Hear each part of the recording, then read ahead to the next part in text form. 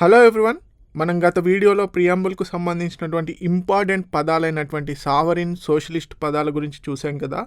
అయితే ఈ వీడియోలో మిగతా ఇంపార్టెంట్ వర్డ్స్ అయినటువంటి సెక్యులర్, డెమోక్రటిక్ అనే పదాల గురించి చూద్దాం. Next important element of preamble is secular. What is secularism?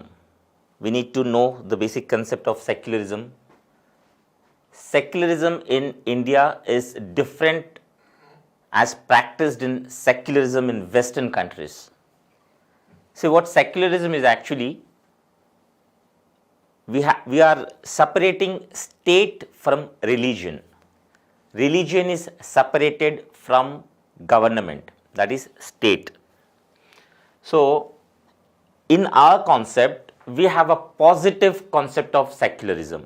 In Western country, they might have separated religion from state, but there are few things which makes us unique in this concept.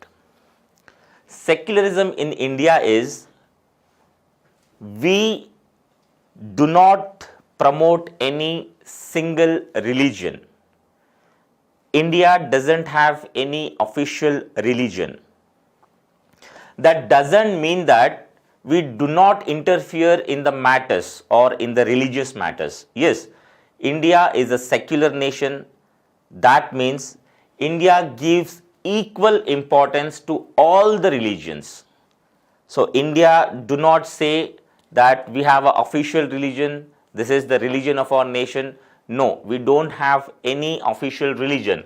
So India is neither religious nor irreligious, nor anti-religious. So three important things. India is neither religious. India is not a religious country. As we see neighboring country or few other countries which are religious.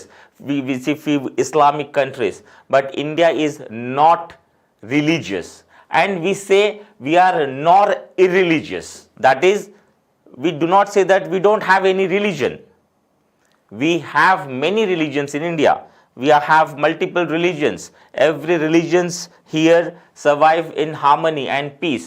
And we also say that we are not against any religion. So we are also not anti-religion. We do not frame policies which causes harm to few sections of the people or few religions. So we say we do not promote a single religion. We also say that we are irreligious. We are not irreligious. We have many religions, and there are many things what are mentioned in our directive principles of state policy. We shouldn't intervene or interfere or promote a single religion. Government should give equal importance to all the religions. So that is the beauty of our secularism. That is the beauty of our cultural fabric. This type of secularism is unique, and many countries in the world will appreciate the fact that we do have so many religions in our nation, yet we are in the path of development. We have a vibrant and strong democracy. We have a democracy running successfully for 75 years, and we have a very bright future, and we could also become world leader provided that we follow these preamble, these secular characteristics which builds or which protects our fabric.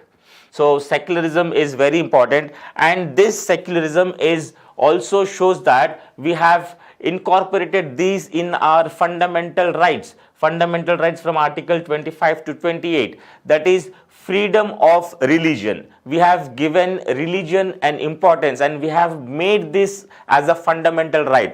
If any government policy which affect the religious nature of the country, that particular person can also go to Supreme Court, can also go to High Court for his rights. So we have made secular as a part of fundamental right. We have given article from 25 to 28, freedom of religion. We have incorporated that into fundamental rights, which could be questioned, which is justifiable in the highest law of the land. Next is democratic. Very important precept, very important element of preamble, we can also say that democracy is a bedrock of our governance or our government. What democracy is? It's a demo is people. Demo is people. We can divide this into two words. Demo means people and cracy means rule. So what democracy is? It's a people's rule. Democracy, people rules, of the people, by the people and for the people.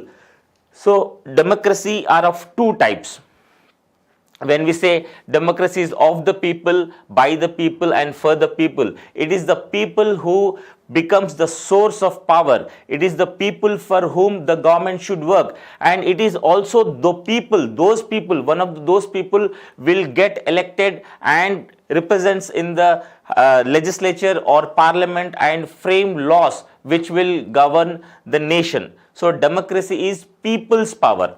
So here we can also say that democracy are of two types, direct democracy and indirect democracy. So this democracy, we have direct one and indirect.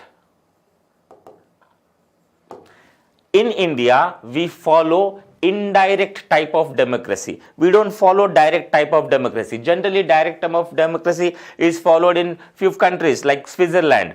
We have few tools of direct democracy like referendum, like recall, plebiscite and all. So we do not follow direct form of democracy, we follow indirect form of democracy. This is also called as representative democracy.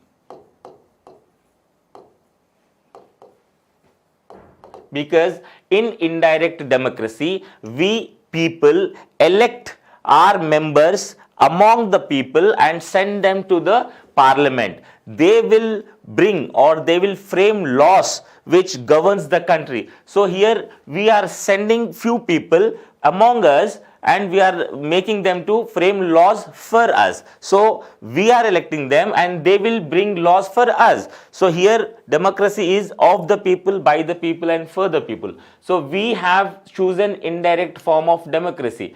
In indirect form of democracy, we also have two types. One is parliamentary form and one is presidential form. And India follows parliamentary form of democracy, unlike United States of America where presidential form of government is there. Presidential form of democracy is followed. So democracy, we need to understand its people's power. Source for democracy are people, and we have popular sovereignty. Popular is people, sovereignty is independency, sovereignty is right. So people are independent to choose anyone, people have all the powers to elect.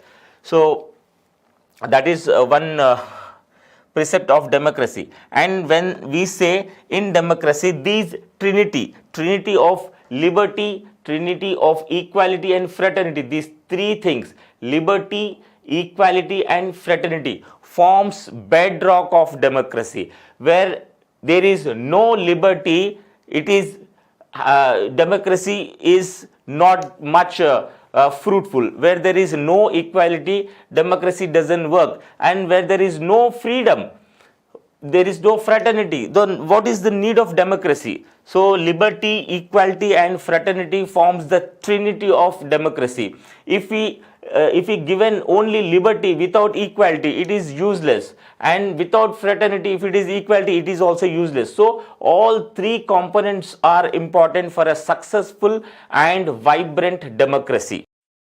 And in democracy, one important feature is universal adult franchise, because when we say it is of the people, by the people, for the people, it is universal adult franchise. That is, in our country, if you are not less than 18 years, you have the right to vote.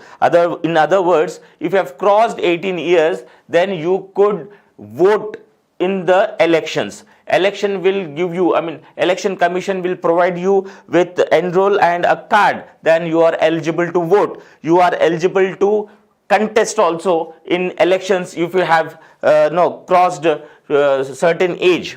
So people who can contest elections, who can vote in elections are part of democracy. So universal adult franchises, you have the right to vote to elect. because we have fair and free elections. Anyone could contest in the elections irrespective of religion, region, caste, creed and gender. So government has given that right. Anyone can contest the elections.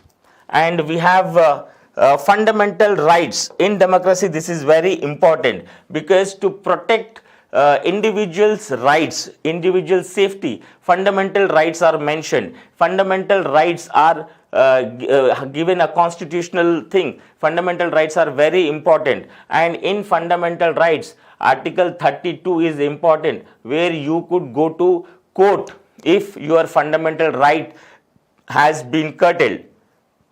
And rule of law is a very important part of democracy, where we need to follow certain law. Everyone is equal. Equality is law is equal for everyone. There is no privileged class. You are not giving importance to some section of the people. All are equal in front of the law. And we have a responsible government.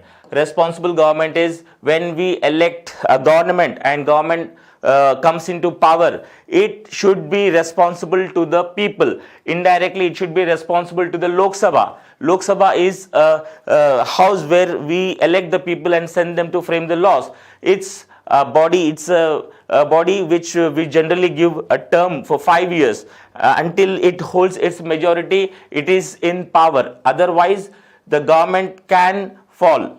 So responsible government is also one of the major feature of democracy. Thank you very much. This was Preamble. You can subscribe to Telugu One channel to see more of our videos, and also to get notification you could press the bell icon. Thank you very much. If you're not subscribed, do subscribe for having such a good classes. Thank you so much.